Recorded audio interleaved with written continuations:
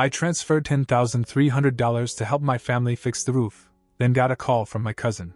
By the way, you're not invited to the housewarming. It's mostly close family. My mom added. You'll understand someday. I just smiled, froze the renovation account, and pulled my name from the mortgage. By morning, I had 42 missed calls, and they were outside, screaming through the intercom. I asked what day's the housewarming. There was a pause on the other end. My cousin Mia's voice came back lighter, almost rehearsed. Oh, you're not invited. It's just close relatives. I thought she was messing with me. I even chuckled a little. But she didn't say anything else. Just sat there in the silence like it made perfect sense. Then, like they'd rehearsed it, my mom's voice floated in from somewhere behind her. You'll understand someday. I didn't say a word. I just ended the call. It wasn't even about the party. Not really. It was the fact that they'd been blowing up my phone for weeks, begging for help, dragging me into another crisis I didn't create. And once I gave them what they wanted, again, I was disposable. A helpful stranger, not family. The house was bought with a mortgage 6 months earlier. It was old, someone else had lived there, and they knew it needed work. But Mia wanted it. She called it charming. My mom said it had good bones, and my dad acted like they'd stumbled on a once-in-a-lifetime deal. Problem was, the roof was barely holding on. First rainstorm, there were leaks in the hallway and the upstairs bedroom. Then the ceiling started to sag above the laundry room. That's when the begging started. I said no at first. I reminded them I'd already helped them qualify for the mortgage by co-signing. That alone should have been enough. But Mia wouldn't let up. My mom called crying. My dad, who almost never asks me for anything, said they were desperate. That they'd pay me back, that they'd put it in writing. They just needed $10,300 for the roof repair, and then they'd be fine. I told them straight up, this is the last time. I meant it. And I made sure they heard it. But they got the money, sent me updates, acted grateful, and then just cut me out like I was nothing. Not even a chair at the party. That's what really got to me. They didn't just forget. They made a choice. So I logged into the contractor's payment portal and froze the account. Every dollar I transferred was still untouched. Then I went further. Called the mortgage company and had my name removed. They could carry it on their own. I wasn't interested in being the invisible safety net anymore. The next morning, I woke up to 42 missed calls. Mia, my mom, my dad, even a few numbers I didn't recognize. My phone lit up with texts that started polite, then turned into full-blown panic. By noon, they were outside my building. I watched them from my window, 5 floors up. My mom was yelling into the intercom, my dad pacing, Mia sitting on the front steps like this was all some misunderstanding. I didn't go down. I didn't even answer the buzzer. I just stood there, holding my coffee, and realized something I probably should have known a long time ago. This family only remembers you when they need you. And they forget fast. They showed up again around 7, just the two of them this time. I didn't even have to ask who it was when the buzzer rang. There was something about the rhythm, quick, urgent, like they were trying to stop themselves from giving up. I buzzed them in without saying anything. They didn't yell. No demands, no theatrics. Just walked in like they'd been invited. My dad paced. My mom sat down like she was settling into a doctor's office chair. It was awkward for a full minute before either of them spoke. My dad cleared his throat. If the contractor's account is frozen, he said, and your name's off the mortgage, then, look. Just lend us the $10,300 directly. Please. We'll pay you back. We can sign something. He said it like he was offering a fair deal. My mom added, You want to do things officially? Fine. Let's do it. We'll write a contract. I didn't answer right away. I just sat there staring at them, thinking about how fast things had turned. A week ago, they were acting like I was some stranger who didn't deserve an invite to their big celebration. Now they were trying to look responsible. Honest. It would have been easier to say no. It would have felt better. But I also knew what would happen next. If they couldn't get the money, the roof wouldn't be fixed. They'd start missing mortgage payments. The house would start falling apart. Eventually, they'd come knocking with bags and stories, asking to crash at my place. For a few weeks. That wasn't going to happen. So I said yes. Not because I trusted them, but because I wanted to control what came next. I told them I'd transfer the money under one condition, written agreement, signed by both of them, and I wanted it reviewed by someone neutral. They looked surprised but nodded. They agreed too easily, which made me even more suspicious. But 2 days later, we sat down in my living room and signed a simple contract. They'd repay me in monthly installments, starting 60 days after the money hit their account. The contractor got paid the same day. Repairs started a week later. Things were quiet after that. Not warm. Not tense. Just quiet. My parents didn't call unless they had to. Mia vanished completely. I saw some pictures online of her throwing mini get-togethers in the yard under the new roof, smiling with neighbors like nothing ever happened. No mention of me. Then one weekend, my Uncle Mark came into town. He's my mom's brother, older by 10 years, never married, and never really involved in family drama. He has this way of watching people. He doesn't speak much, just listens, and you always feel like he's 2 steps ahead of the conversation. He stopped by their place to see the renovations. They gave him the full tour. New shingles, cleaned gutters, fresh drywall in the upstairs hallway. He said my mom offered him a grilled cheese and tomato soup, and they were chatting like everything was perfect. What they didn't know was that he wasn't in the bathroom when they thought he was. He was standing in the hallway, just out of view. That's when he heard them. My dad asked if I'd been bothering them about the contract yet. My mom laughed and said, "Oscar still thinks we're going to pay him back. Let him. He owes us more than that for everything we've done for him." Then she said, "He'll get over it. He always does." My uncle didn't walk in right away. He just stood there, listening, trying to decide if he should interrupt or let them keep talking. Eventually, he stepped in like nothing had happened and sat down to finish lunch. The next day, he called me and asked if we could meet. Said he had something important to talk about. We met at this small diner off the highway. He sat across from me with his hands folded on the table and told me the whole thing, word for word, what he'd heard, what they said, the tone they used. I didn't interrupt. I just listened. When he finished, he leaned back and said, "What money were they even talking about?" So I told him. Everything. The $10,300. The contract. The promise. The timeline. He didn't say much after that. Just looked at his coffee like he was trying to decide whether to keep drinking it or throw it in the trash. I didn't sleep that night. Not out of anger, out of clarity. Everything made sense now. The fake politeness. The sudden cooperation. It was all theater. They never intended to pay me back. They were just waiting for me to forget. But I don't forget. I called a lawyer the next morning. Part 3, the filing. I handed my lawyer the whole file in a manila folder. The contract. The bank statements. Text confirming the amount. He didn't even blink when I said the amount, $10,300. I guess when you handle family lawsuits regularly, nothing surprises you. He read everything carefully, nodding as he flipped through the pages. "They signed this willingly?" he asked. I nodded. "And they haven't paid a single installment? Not even a conversation about it?" I said. He leaned back in his chair. "All right. We'll give them a chance to respond officially. But if they don't, we file." He drafted a formal demand letter, clean, precise, and polite in the most threatening way. It outlined the terms of the contract, their failure to pay, and gave them 15 days to respond or resolve the matter. We sent it to both my parents' address and their email. I didn't say a word to them. I waited. 15 days passed. Nothing. Not even a text pretending they'd just seen it. Not even a passive-aggressive call from Mia, which, honestly, surprised me. So we filed. Civil court. The lawsuit went through, and the legal papers were served. They didn't call me. They didn't write.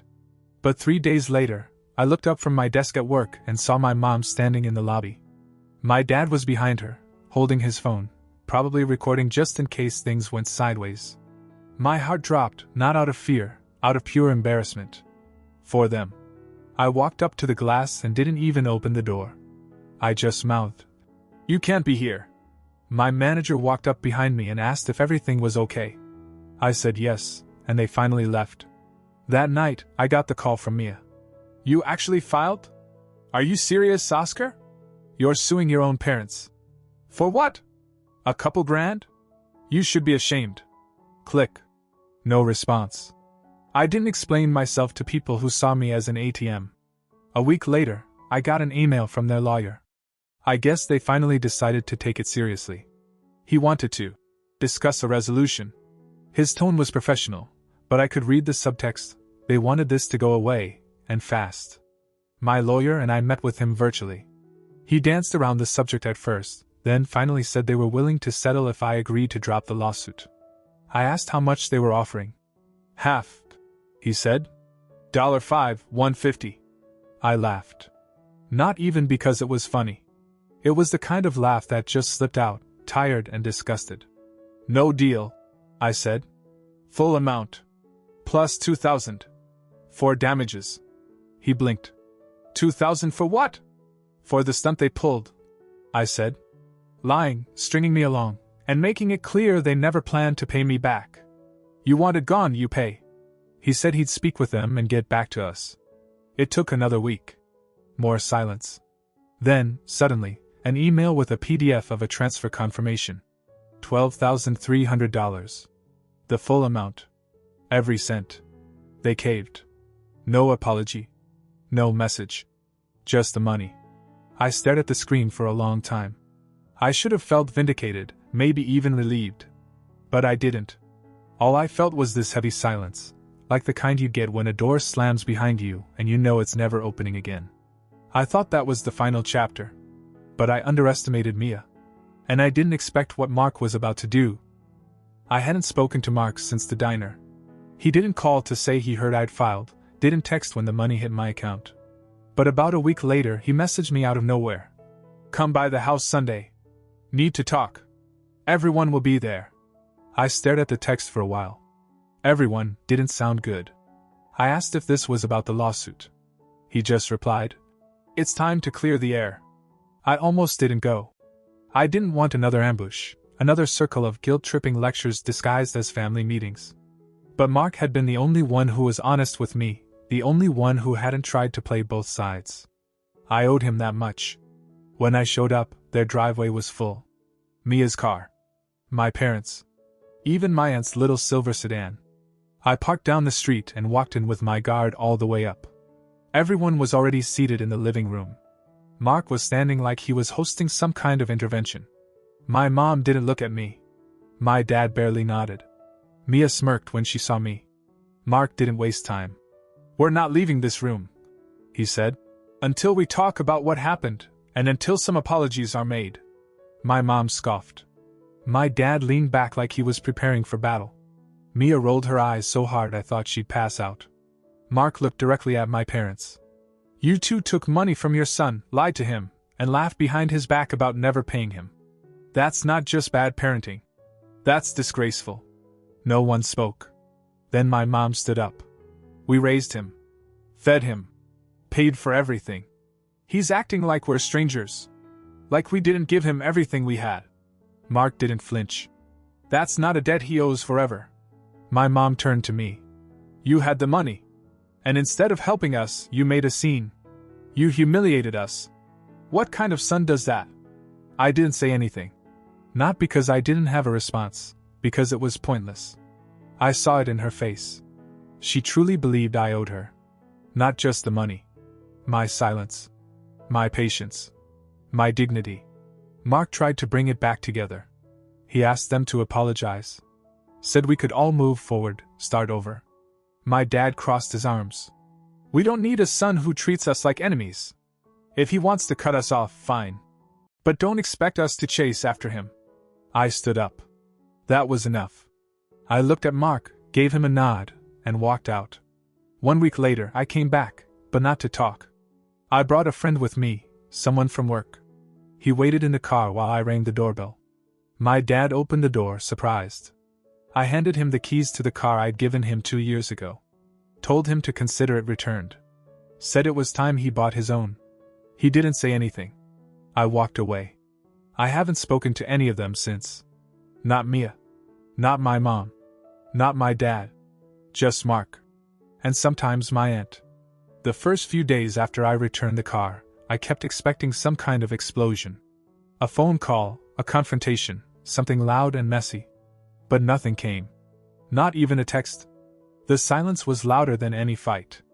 At first, it felt like I was holding my breath. Like I was waiting for the other shoe to drop. But then a week passed. Then another. No calls from my mom, no fake apologies from my dad, no sarcastic messages from Mia. It was like they'd erased me completely. Or maybe they were waiting for me to cave. I didn't. Instead, I started sleeping better. Waking up without that weight in my chest. The feeling I didn't even realize had been there for so long. Like I was constantly waiting for someone in my family to need something, accuse me of not doing enough, or remind me of what I owed. Now, it was just me. Mark called me that weekend. He didn't ask how I was or if I was okay. He just said, "They've gone quiet, haven't they?" I said, "Yeah. They will stay that way. At least until they need something again." We talked for a while. He told me about how after I left that night, things got ugly. My dad said I was lost, ungrateful. My mom cried, not because she regretted anything, but because she couldn't believe I would embarrass them like that. Mia, apparently, was ranting about how I'd made them look stupid in front of the entire extended family. Not once did any of them talk about the money they stole. Just how I reacted to it. Mark didn't defend me that night. He said he just let them talk until they ran out of steam. Then he left and hasn't been back since. My aunt, his wife, told them straight up they brought it on themselves. They didn't take that well either. A few days later, I got an envelope in the mail. No return address, no note. Just a photo. It was me, my parents, and Mia, taken at a barbecue maybe 10 years ago. We were all smiling like nothing had ever gone wrong. On the back, in familiar handwriting, it said, "This is what matters. Remember who you are." I held it in my hand for a long time. It wasn't an apology. It was bait. A reminder. A way to say, you were one of us. You still can be. Just let this go. I tore it in half and dropped it in the trash. The next week, an old cousin I barely talked to messaged me on Facebook. Said he heard about the situation and wanted to know my side. I didn't respond. Then another cousin messaged. Said he'd spoken to my mom and that she was heartbroken and that she just wanted her son back. That phrase, "just wanted her son back," kept ringing in my head. It wasn't about love. It was about control. They didn't miss me. They missed having leverage. The best part? My bank account was quiet too. No surprise charges. No mysterious family emergencies. No Venmo requests. Just stillness. Mark and I met up for dinner a few nights later. He ordered a steak. I stuck with pasta. We didn't talk about the lawsuit, or the car, or the photo in the mail. But as we finished, he looked up from his plate and said, "Mia's not done." I asked what he meant. "She's still talking," he said. "Trying to rally people. She says you ruined everything. That this whole thing was never about money." I almost laughed. But he was serious. "She says she's going to make sure the family knows who you really are." I leaned back. "Let her." He nodded. "Just be ready. She's not done taking shots." I paid for the dinner. Not because I owed him, but because I wanted to. Because unlike them, he didn't take my kindness for weakness. And unlike them, he stayed. It didn't take long. Less than a week after dinner with Mark, I started getting tagged in random Facebook posts. Old family friends, people I hadn't seen since high school, suddenly sharing vague quotes about loyalty and betrayal. I ignored it. But then came the message from a girl I'd barely remembered from childhood church events. "Hey, I heard what's going on. Are you really suing your own parents? I don't want to judge, but wow." I didn't reply. The post kept coming. Someone shared a photo of Mia and my parents standing under the newly finished roof with a caption. "When family turns their back on you, you still stand strong. Grateful for love that doesn't come with a price tag." Subtle. Classy. Mia was setting the stage for her final performance. I didn't even need to dig to know what was happening. She wanted to paint herself as the loyal daughter. My parents as the victims. Me as the cold outsider who let money ruin the family. What she didn't realize is that by then, I didn't care. But Mark did. One Sunday, he invited me over again. This time, just a quiet dinner with him and my aunt. No surprises. No audience. When I got there, he showed me a group chat Mia had started. She'd pulled in cousins from both sides, a few uncles, even some people who weren't even technically family. Her first message was a wall of text accusing me of destroying the family with lawyers and ultimatums. She claimed I was unstable, bitter, that I'd threatened my parents and manipulated Mark. Mark had said nothing in the chat. Just let it run. But now, he was done. I'm putting a stop to this, he said. Not for you. For me. I'm not sitting by while she rewrites the story. The next week, he called a family meeting. But this one was different. It was at his house, his rules, and only people who agreed to listen, really listen, were invited. I didn't want to go. He said I didn't have to. But I did. We sat in his living room again. My aunt, 2 cousins, and an uncle I hadn't spoken to in years were all there. My parents didn't show. Neither did Mia. Mark stood and spoke first. Calm. Direct. He told them everything. The money. The contract. The lies. He read parts of the contract out loud. Told them what my parents had said when they thought no one was listening. He didn't embellish. He didn't dramatize. He just laid it all out. Then he said something I didn't expect. I stood by for years while they leaned on Oscar like he was an extra income. I saw it. I didn't speak. But I won't let Mia poison the whole family just because he finally said no. No one defended my parents. No one defended Mia. One cousin nodded slowly. Another one said they weren't surprised. The silence that followed was the first time I felt something close to closure. I stood up, said I wasn't here for sympathy or sides. Just the truth. And now that it was out there, I was done explaining myself. On the way out, Mark handed me a small envelope. Said he didn't want to mention it in front of everyone.